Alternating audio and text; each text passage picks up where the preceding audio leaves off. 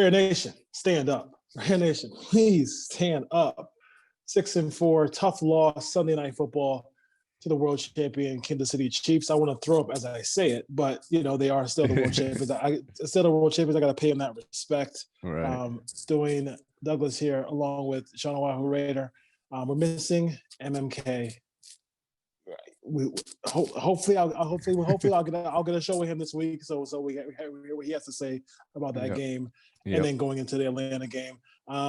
So far, my homie Sean is 10 for 10 picking these Raider games, and I thought he was possibly wrong, but his board has still stayed the same as far as being accurate with the Raiders win-loss mark all through the 2020 season. You can catch us here on Instagram, Cover 3 Deep, on Twitter, Cover 3 Deep, and Facebook, Cover 3 Deep. Like, you can't miss us. It's just Cover 3 Deep, Raiders Podcast. You can also hit us up on that Twitter line. Hit us on that text line. It's 858-429-9465. That's 858-429-9465. And we have a question off of that line. We have two. We had a bunch, but I had to slim it down to two. One was, do the Raiders have a Jonathan Abram problem? Is it a problem, or is it they don't know how to effectively use Jonathan Abram? I think it's fair to say how you framed it there. It's a little bit of both. I think that Abram has some strengths that we all know of. He brings that alpha mentality. He plays downhill. He's relentless in his physicality. But he absolutely, maybe we'll get to it as we peel back the way this game unfolded with KC, but he absolutely is a liability in pass coverage. His instincts, that the way things develop for him. Now, is that correctable for essentially, this is his rookie year. His rookie year was a redshirt year, if you will, an injury. So he's still developing there. They still don't have a great pass rush in front of him to help the guys on the back end. But I it's fair to say, yes, we do have a problem, because the way that game went, Travis Kelce was about as open as you could imagine to seal the victory for Kansas City in that game. And Abram bit hard across the field, leaving that window for Mahomes, which even if he went the right, or even if Abram made the right read and shaded towards Kelce, Mahomes probably still going to put it somewhere he can catch it, but too easy. Abram really needs to show some development in coverage skills, and I'm not the coach. I'm not on the field. Could be a combination of things, but to me, it just looks like you shouldn't trust him single high as much in passing situations. And in that situation in the game, I would have rather had Abram blitzing and bring in another safety or another corner, Isaiah Johnson or somebody, and just say, hey, take Kelce away. Just like Isaiah Johnson's got the length, got the hips. Yep. He did it against the Chargers, against a 6'8" player. Hey, just don't let Kelce catch the ball. So there's a lot of things, but I think it's fair to say, there's a problem there, because you have to stop the pass. And I think the issue is he has to actually stay in coverage, because even in the Bronco game, the last drive of the game, I mean, I think the Broncos went for a 4th and goal, and everything was covered. Everything was, for some reason, he sprints to the flat, and it left the Bronco receiver wide open. So, staying in coverage is something that he needs to just be able to do, or just blitz him and have Keyshawn Nixon in coverage, or have Isaiah Johnson in coverage. Mix it up that way, if you will. From the 858, my neck of the woods, did this loss cost the Raiders a playoff berth? I would say absolutely no. I would say no. I mean, you got to figure going into this season, you would want to at least if you got a split with KC, you'd have been happy going into the season, and you got it. and you got it. And the way you played, I mean, people are talking on TV like we swept them. The way they actually the game, it's funny.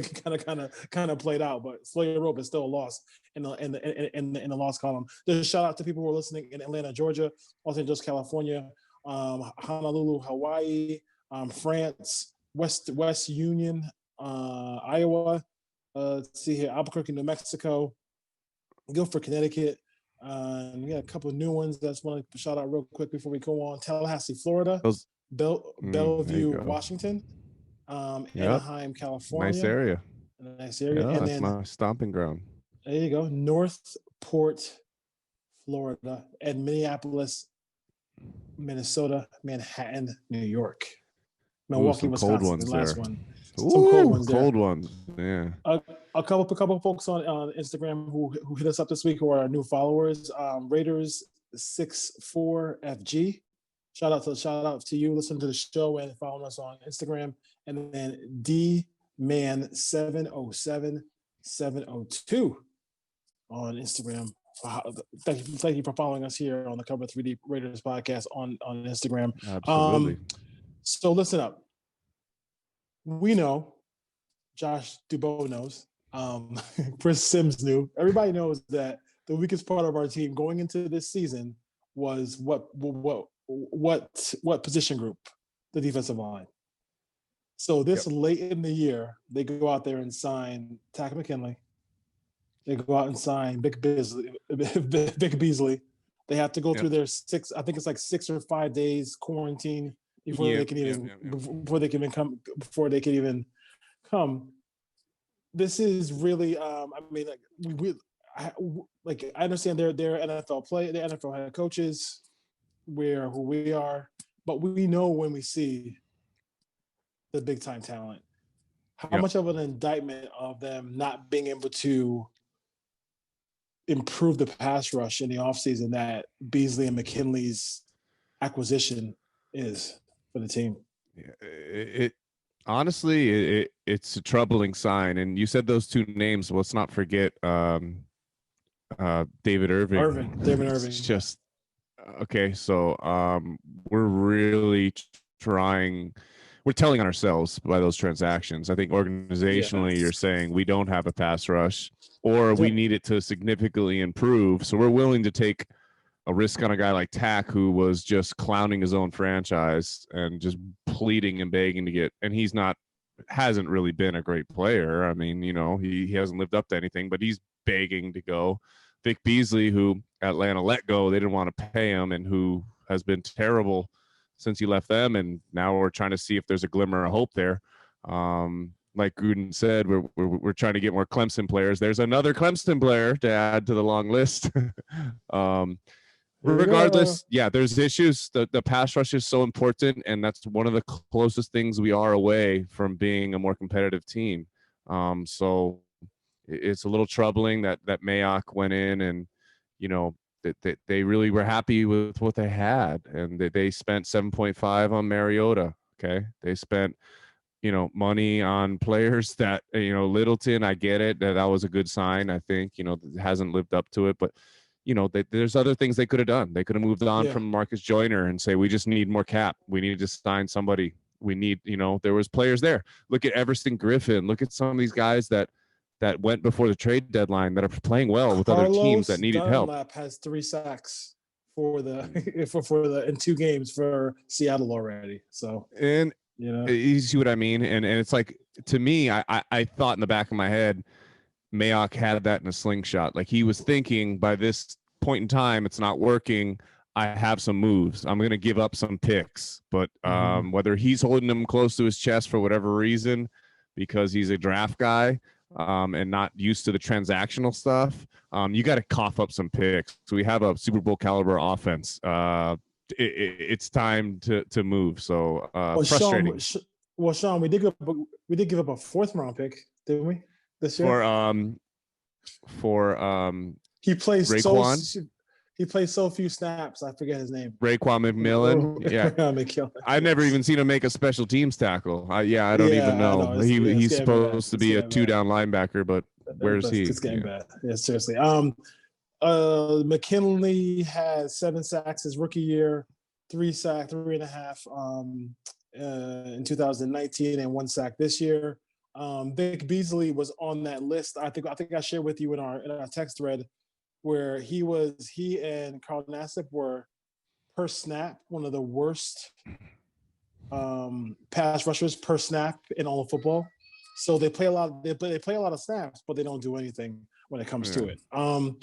Let's roll over to the game now. What are your thoughts about the game? And I'll roll on with mine. The way it played out, it was a tough one for the Raiders.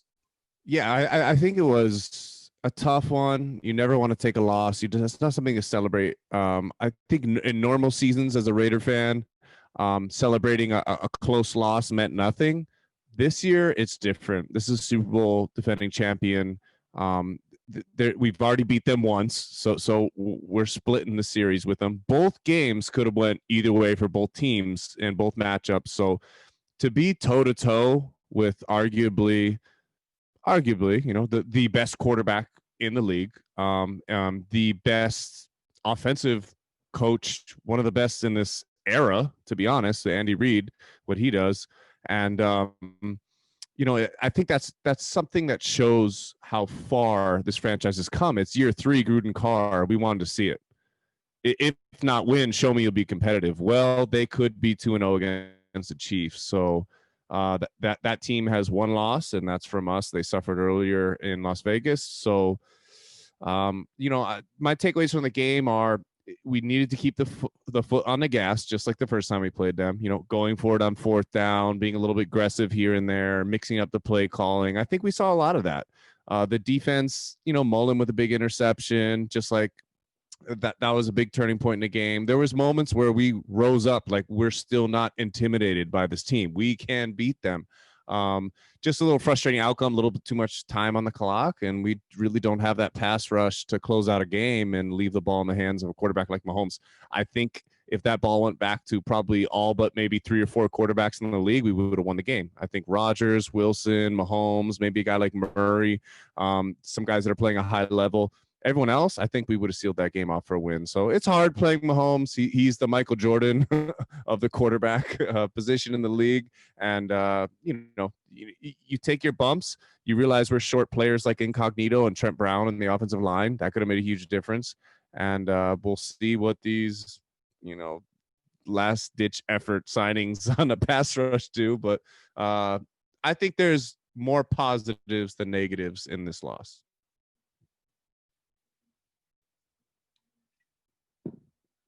Can't hear you, brother. To circle back on Vic Beasley, 37.5 sacks. It had 15 sacks. In 2019, had eight sacks.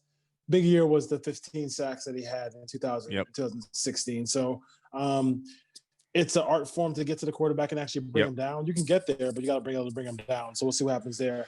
Can I tell you what terrifies me about this team? Yeah, tell me, please. You can't be that scared. Tell me. Bit. Offensively, what really terrifies me is I might have a guess. If number 15 ever had to miss significant time, oh boy, that would terrify me. And I think about it. I just every time he makes a diving catch or goes to the ground or gets hit, I'm like, please don't get hurt, Nelson Aguilar. Even with his drops, because he's basically our version of Ted Ginn, right? Absolutely. He makes some big plays, and he's gonna. It's already in the sauce. He's gonna drop some. Yeah. But the lack of production from that. I don't want to go back to that last year where it was basically Waller and Renfro in the pass game, and teams could really hone in on that. Now, I do feel like, from all the experts and people, say these are the same experts who say we're going to win 4 games, but these are the experts who will say, hey, they are getting defended differently because Ruggs' presence on the field. And they can show you breakdowns of taking 2 players with them, leaves Aguilar, which is like, to me, at some point, I got to let him prove to me that he can beat me deep before I continue. But if teams want to do that, they can do that, whatever.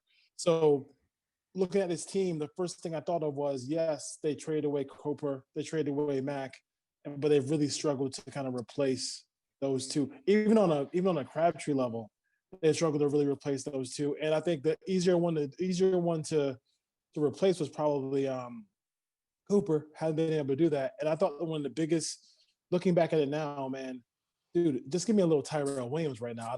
I'd be happy. Yeah, I'd be happy with I mean, how long time? I mean, like I don't know. I know it's like nitpicking because the offense has been great, but I just worried about like that. We are a wide receiver injury away from really being in a bind. yeah, and that's a great point, and it's something when everyone's so excited where the offense is operating. Carr is on the outside edge of an MVP type discussion, or regardless, he's playing at a great caliber. Who cares what recognition he receives league wide? But he's playing very well.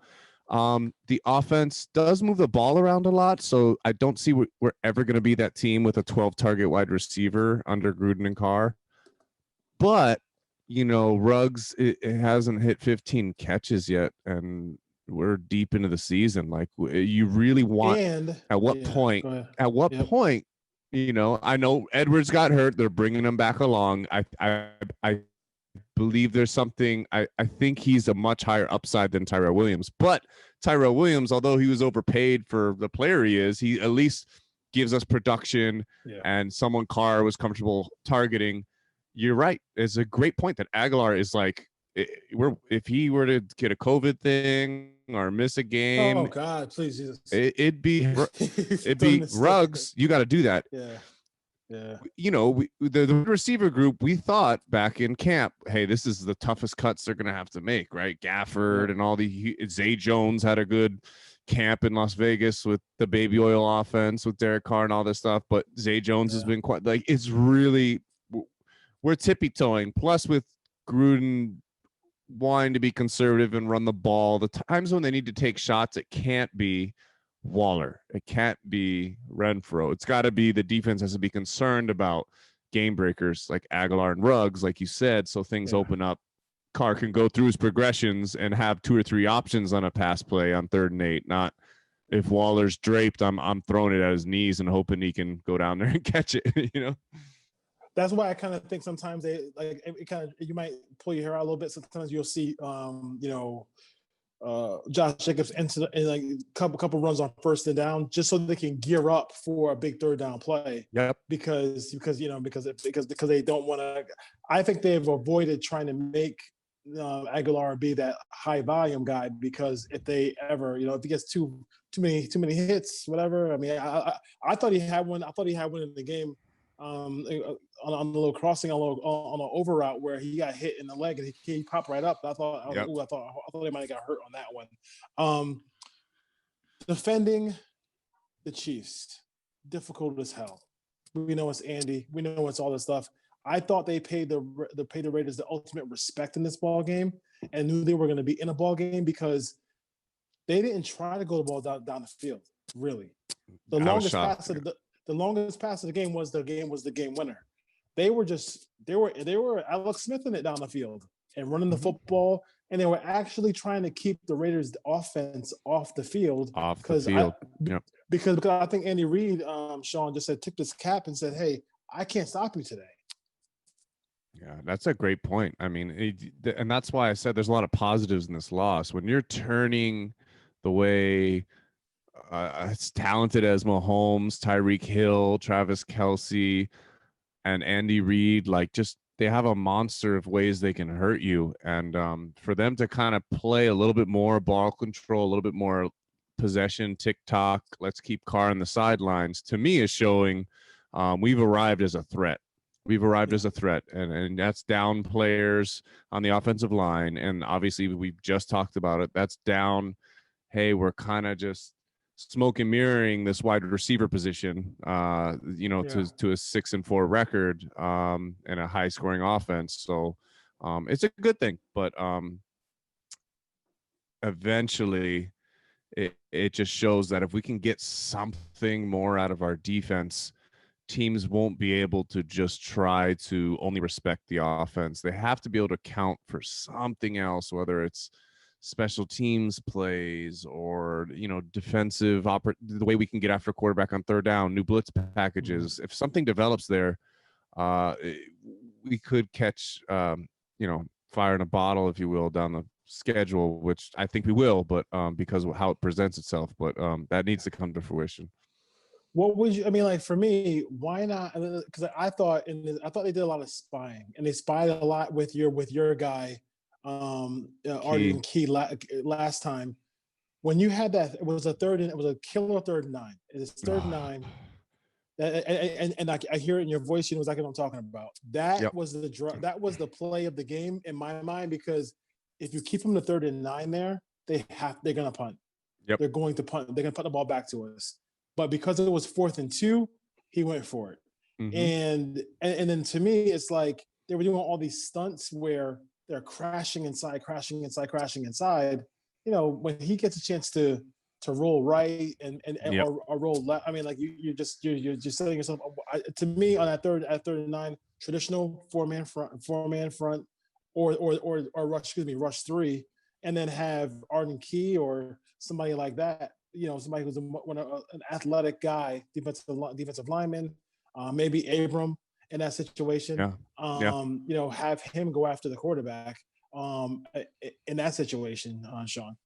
Yeah, there's not enough to me that shows that Abram deserves to be credited as a passing positional coverage guy. So if that's the case, you got to kind of accept that. Maybe it's Eric Harris and Heath are back there, and Abram's going to line up as a hybrid linebacker role and give him a feel for rushing the passer and finding a way to get to the quarterback. It's tough, man. I mean, at some point, we have to understand the defense has not been good. This particular game, it's still Kansas City, man. It's still Mahomes. It's still Reed. It's still Tyreek Hill. They're star-studded. They're so talented. So I can't like bang the drum too much on the defense, because we still had a shot to win the game, but it's hard. I think it's really a chess match, and I feel like Gunther is more of a checkers guy, like Training Day. What does Denzel say? It's chess, it ain't checkers. Well, I think Gunther is more of vanilla. Salt, but I just don't see him as being this guy that has that mind that's a step ahead in these kind of things. I think he'll see it on film, and then the next game it's something else, and the next game it's something else, and he doesn't understand how to move the puzzle. Because I feel like Kwiatkowski's playing at a high level. I feel like some of these players, Mullins playing at a high level, Arnett's holding his own. I feel like Crosby is still, Crosby still gets through. He's on pace to get double-digit sacks again. So there's things there. How can we scheme it up a little bit better? Yeah, and I think also, Crosby is just amazing. The fact that he's the only real pass rush threat. Yeah, and he's still getting pressure on the quarterback. High snap count too. He looks tired. He's exhausted. So not having that really kind of hurts them in that situation. So I have one more question. I can't find it here, but that's about it. I'm not worried about it. But I mean, listen, tough loss. Really, hats off to the quarterback. And I think that we have this was, and somebody texted me who is one of my friends who's a longtime football fan, and his exact words were, "This is some Rich Gannon shit." And I thought that was the highest compliment that you could give Derek in that moment, because that did remind me of some of the games that Rich Gannon played for the Raiders, where he was legitimately unstoppable, and it didn't matter. He just read it, he knew it. Yeah, they had a little fun with the microphones, and you could hear the James Harden, Orlando, Mamba, like all these little Purple Walrus. Purple Walrus, whatever that was. Which I think was a shot at Andy Reid, but I don't know. Well, yeah. Well, you can say Red Walrus if you wanted to. That's fine with me. Yeah, right. Whatever you want. That guy is huge. But can you talk about him? Because like we were texting back and forth in the game. There's this beautiful high level, like that's how you quarterback in the National Football League, and he just seems like he has he is. You talk about an extension of the core of the head coach. He seems like 100% this year an extension of what John Gruden wants as a quarterback on the football field. Yeah.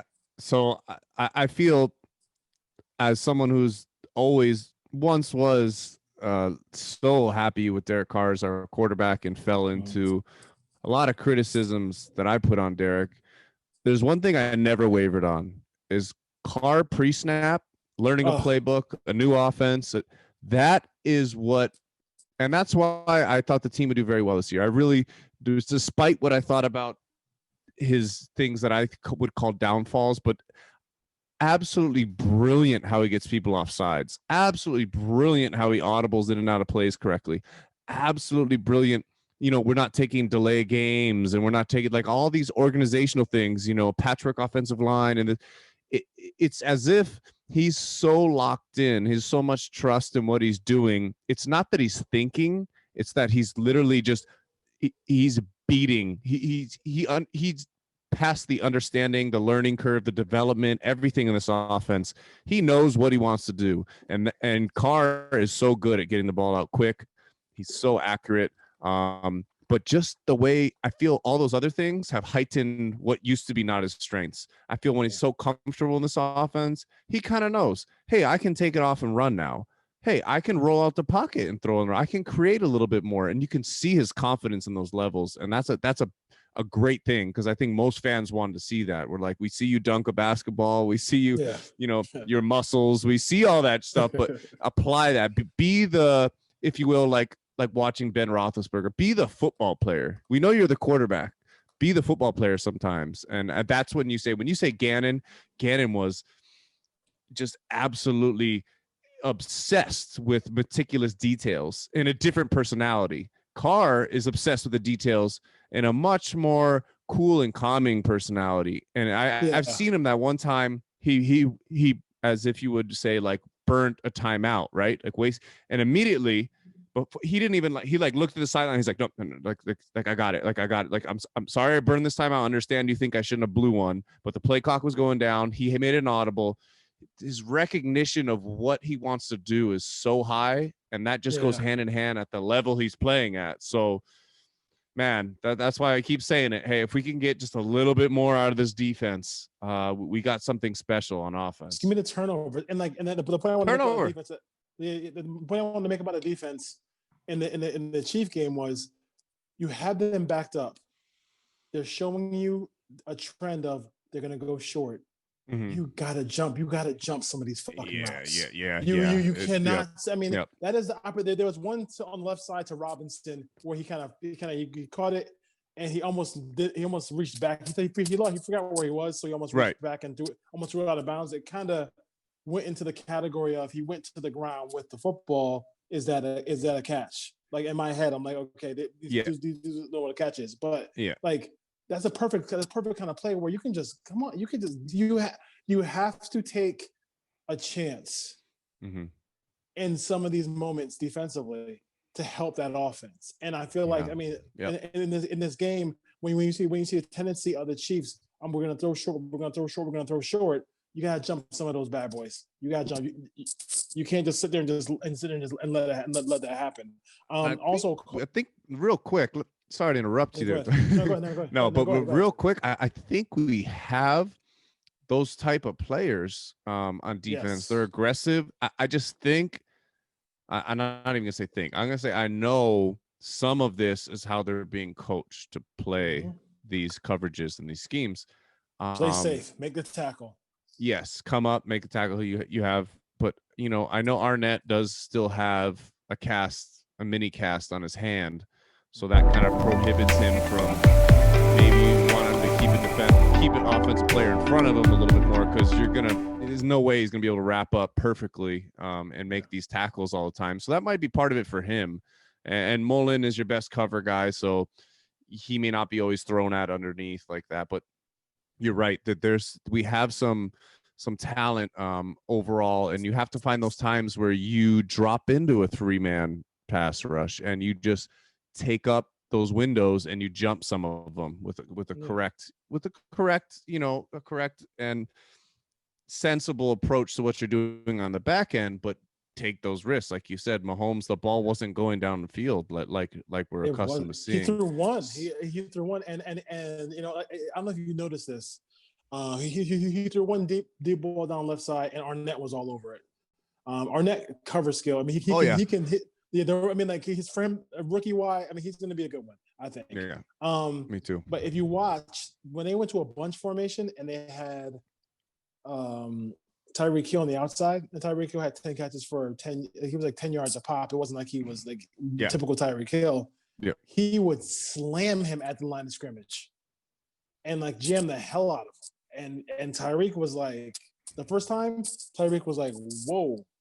Like who is this hitting me? Yep. And then and later in the game he did it again, and it was really nice to see like they're playing that kind of aggressiveness out of Arnett. Who, listen, he missed some tackles. And he's out there really doing best. He's doing it one-handed. I can imagine him trying to tackle somebody. I think he hit. I think he hit Kelsey just with a shoulder because he just couldn't get. It's obvious. So teams are going to kind of look at that, but they're also going to understand that his coverage is tight. So he has to rely on. He's playing the game a little differently, just like, you know, when Crosby hurt his arm last year in the beginning of the season. There's just different things. So as he becomes more mentally secure and going for those type of reaches and wraps, I think we got a special one, like you said. I think he's exactly what they drafted him for, a physical corner that can ride the hip of somebody. So we'll see. How does this team continue to give snaps to Malik Collins, man? Like he played 54 snaps, 69%. And did not register a stat. Like, that's hard to do. Like, you run into a tackle in the National Football League. I mean, I don't know. I'll tell you, one guy who's been really underwhelming has been this defensive line coach. I mean, I'm not seeing anybody improve. Yeah. I've seen anybody improve.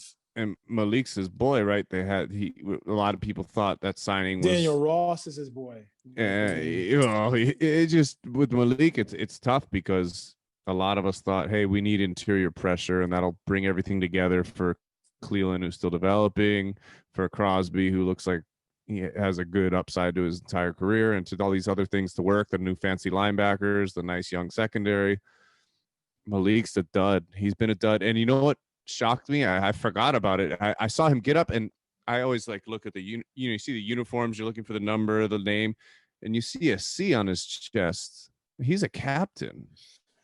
He's a captain. Now, okay, I don't know. I don't even know. I'm just spitballing it. I don't know what type of coaches in the league like do these type of things, or maybe they reassign team captains or they rip it off and say, but I would consider doing that. Maybe he is this great leader in practice and with the young guys.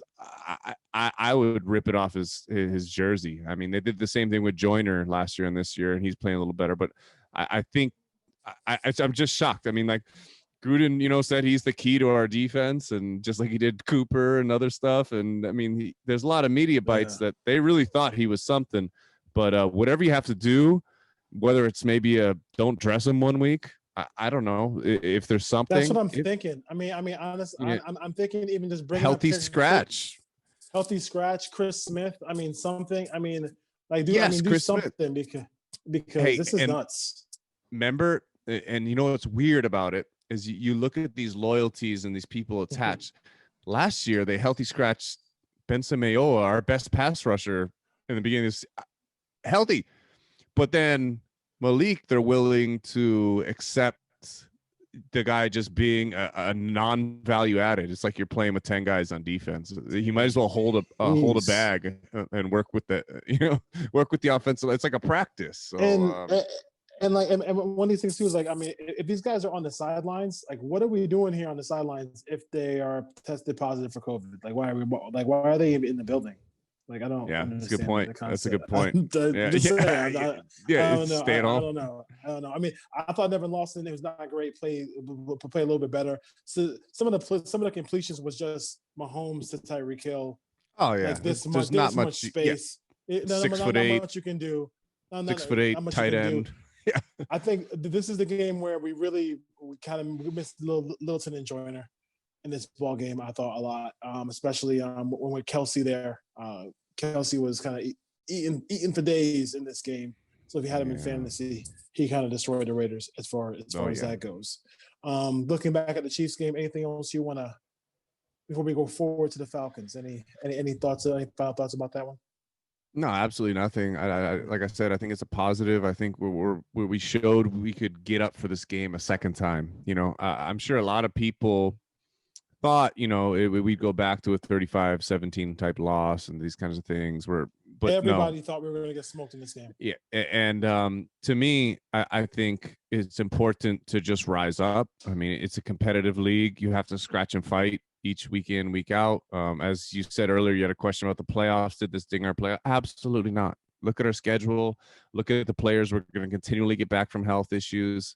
So no, nothing. To me, it's on to Atlanta. Yeah. Speaking of Atlanta, I was able to watch them play against Taysom Hill, and I think that was the easiest game on the whole schedule.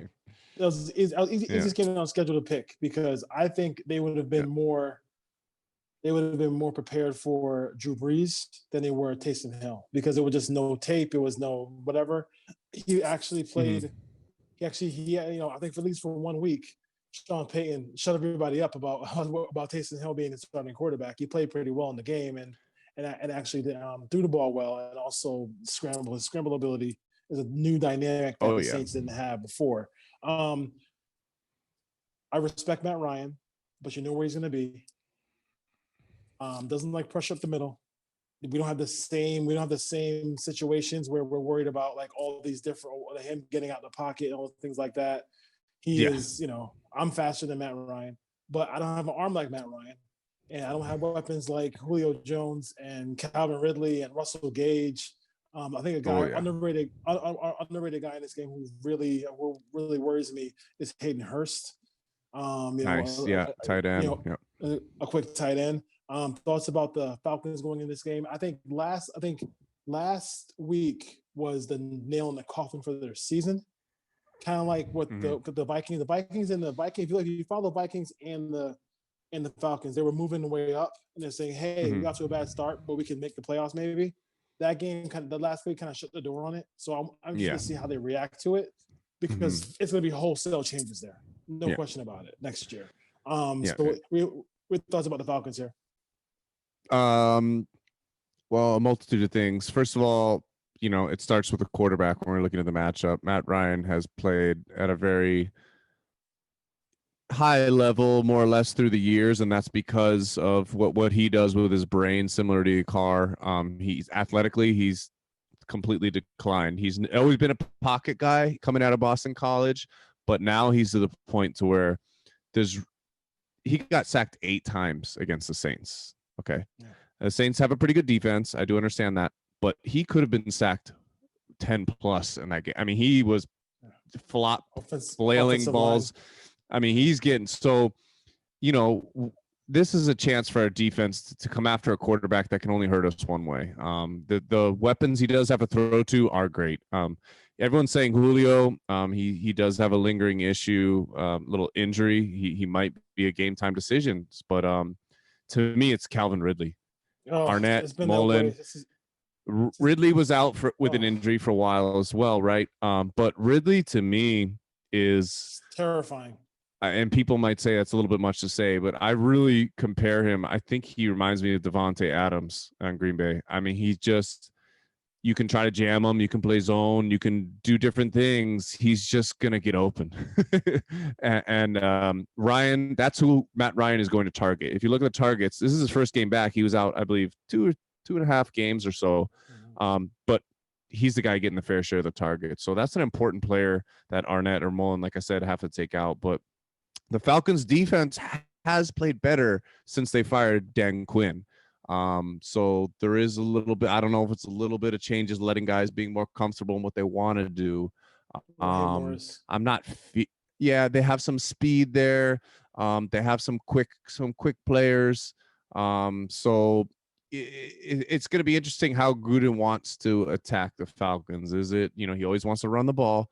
We really need to see another one of those games where Josh Jacobs eclipses 100 yards or something. We need that type of game. This is on the road, but this is a team that's going to draft a quarterback probably in the top 10. They're looking at Trey Lance. They're looking at Justin Fields. They're looking at Justin Lawrence. They're going to get a new coach. Totally They're still new GM. This, I understand we had a big emotional shortcoming loss to a rival Chiefs, but you have to come in and, you have to win this game. You have to win this game on the road. It's NFC foe. It really doesn't, it's not a huge piece of the playoff picture in the AFC West, but you have to show that you're still focused on the outcome of the season. So, to me, the biggest matchup, I remember we talked back in May when the schedule came out, is Julio and Calvin Ridley. That's tough. Yeah, it's tough. And talking about Calvin Ridley, he has 23 touchdowns in 3 years. So and the third year is time. So they do a good job there involved. And you can't forget about Gurley. You can't let Gurley get loose and Brian Hill and stuff like that. If you give him a running game, then you play a bad team. If you let them hang around, that's where the issue is. Especially at home. Yes, but so by third, they're 1-4 at home. I mean, there's not even a single stat line that points to Atlanta winning this game. Mm-hmm. So just handle your business. I mean, it's and the Raiders almost are a better team on the road in this season than they have been at home. Right? They have.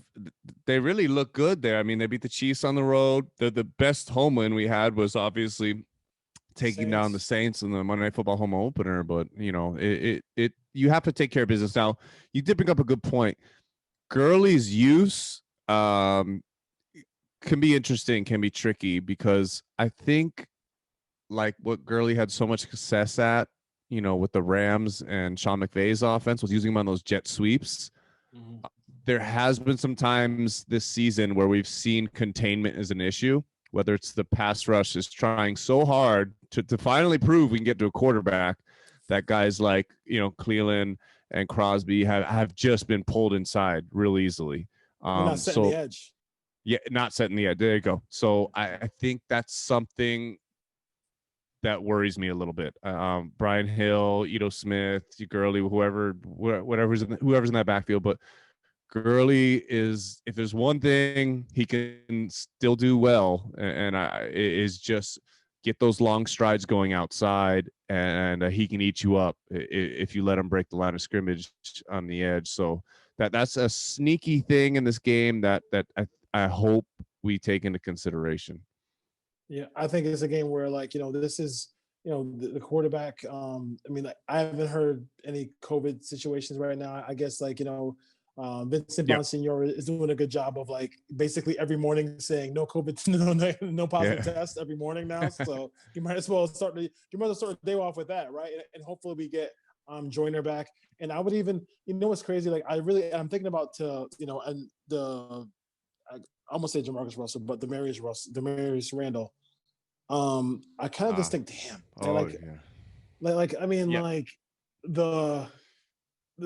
You walk. I mean, I'm not saying this. He's Ronnie Lott. I'm not saying he's Troy Polamalu and any of those guys. But to walk into that office, and tell John Gruden, if you're Paul Gunter, okay, I don't really want this guy on my football team. When you have Eric Harris and Jeff Heath as your safeties, and an Abram who's not a coverage guy. Yeah, and your best safety you have playing slot corner and Joyner. Yeah. So I just every time I think about, because I think he's on Seattle now, and I'm saying to myself, dude, I mean, he's an athlete. He can make some plays. He has some interception ability. That's just it happened right before the season was over too. I mean, preseason was over. That was weird. That was weird. Is it kind of they pick and choose? I mean, that Ben Samayoa thing, they pick and choose, but with Malik Collins and these other, Randall, everything's a different reaction. I think it boils down. At least Nassif is hitting the quarterback a little bit more, though. he's doing something. I don't pay these players. He doesn't deserve the money he got, but hey, he's doing something. He's doing something, like, whatever. He's out there on the field with snaps, and he's registering a stat line. Good.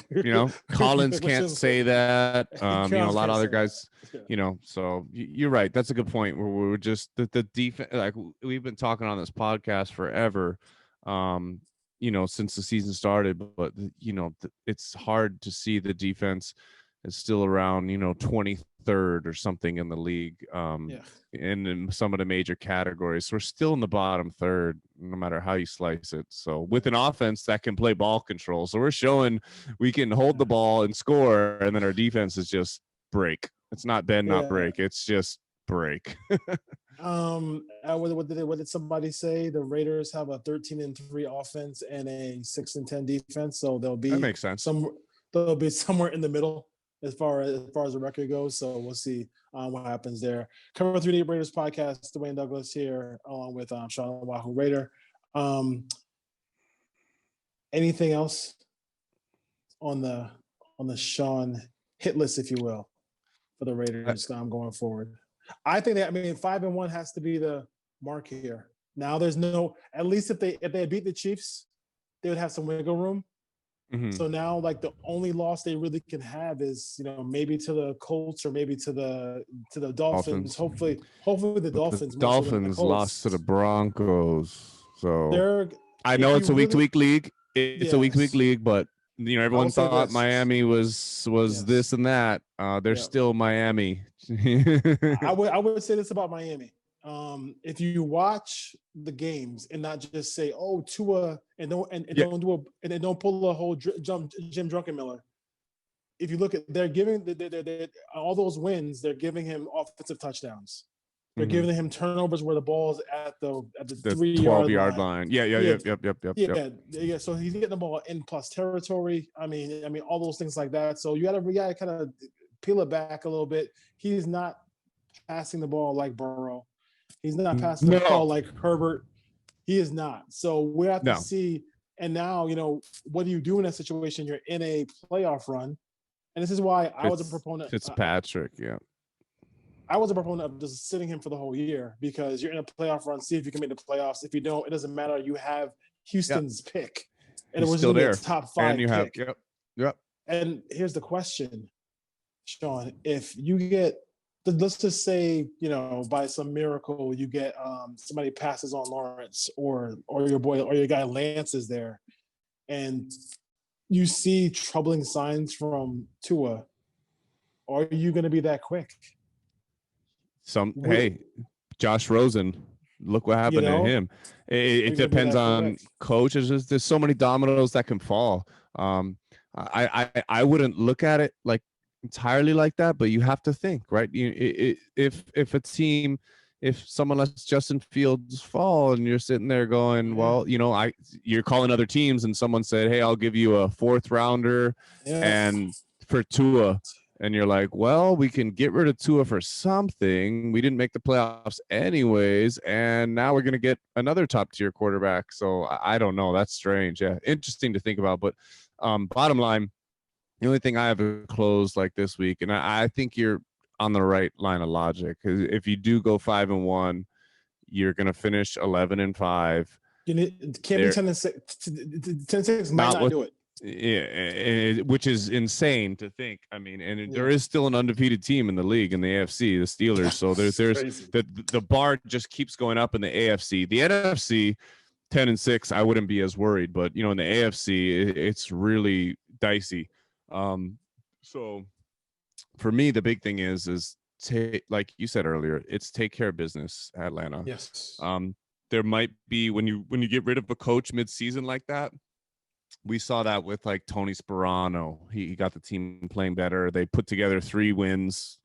It was something for the team to latch on to with Carr back when he was a rookie, and these things. Like, guys have something to fight for, to be the spoiler. And I think the Falcons right now are like, okay, here's Gruden, here's Carr, here's all this coming in.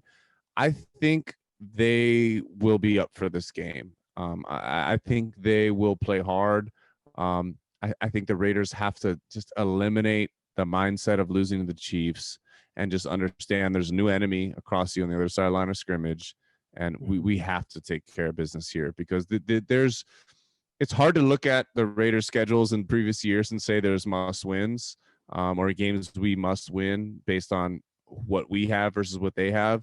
And the next 2 weeks, really, I mean, you're going Falcons, Jets. I know they're road games, but take care of business. that is we'll leave it on that. That is exactly what the Raiders have to do this week is go to Atlanta and take care of business. ATL lands to tell Dre and Big Boy I said hi. As far as that goes, they listen. One of the best duos. Oh, ever, maybe, ever, no question. Yeah. And then towards the end, it just got weird.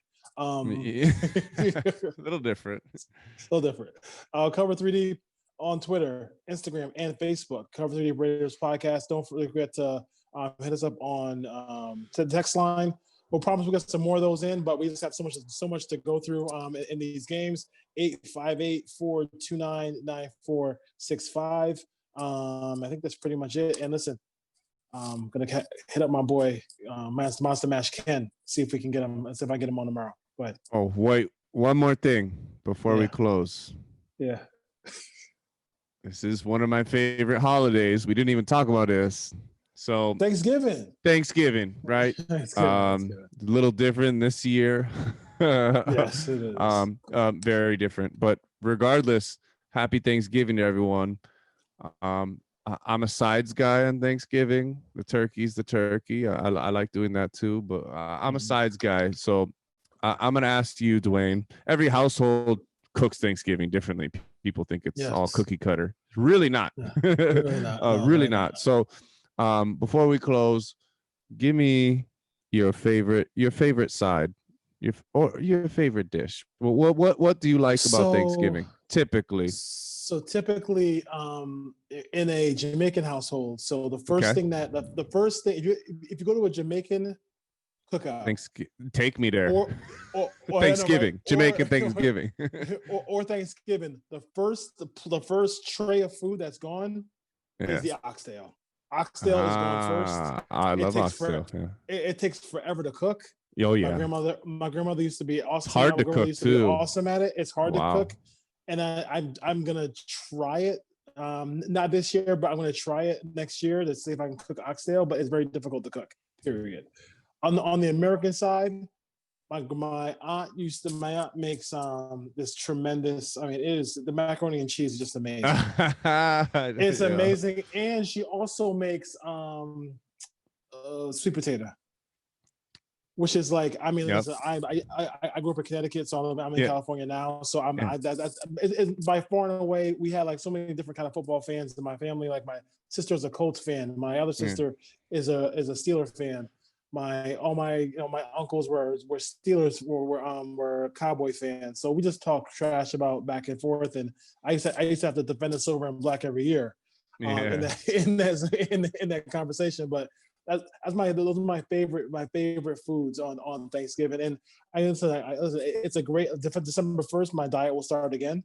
But I'll go back on keto. But there's no way you're gonna get through Thanksgiving week on keto. It's not gonna happen. Yeah, no. It's not gonna happen. But yeah, so no question about it. Listen, Raider Nation, have a great holiday. Listen, cases are going up. I'm not trying to tell you what to do, but just be safe. Wear a mask. Wash your hands. Do all that stuff because we don't want anybody to get it. I mean, you don't want to give it to anybody. Let's just be safe. Yep. I don't want to see anybody in Raider Nation on the COVID list. Let's see that. Wear your tracking device too. Seriously. All right. Later. All right, man. Peace. Thank you. All right, Dwayne.